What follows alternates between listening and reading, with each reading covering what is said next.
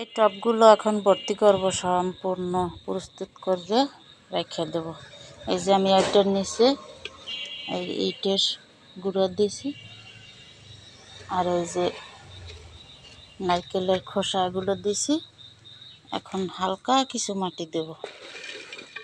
এই যে হালকা কিছু মাটি দিয়ে তারপরে সবজি খোসা এগুলো দিয়ে দেব, রেখে দেব 15-20 দিন রাখবো। এবার টব ছোট তো এই জন্য খাবারটা একটু বেশি দেই।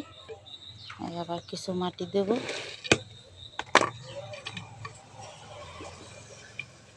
আর কিছু কলার খোসা দিয়ে দিই, তাড়াতাড়ি পচে যাবে না। আর কিছু আছে,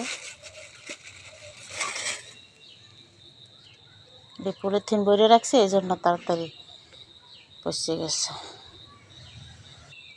এখন আবার মাটি দিয়ে ঢাকবো, এইভাবে মাটি দিয়ে ঢাকবো। টবগুলো ভরবো। প্রতিদিন রান্নার শেষে সব বাসা দিয়ে ময়লাওয়ালাদের মতো ময়লা আনে গিয়ে। কি করব, একা ময়লা তো হয় না। আমার পাড়া প্রতিবেশী সবাই আমার জন্য রাইখা দেয়, তারপর নিয়ে আসি ওগুলো।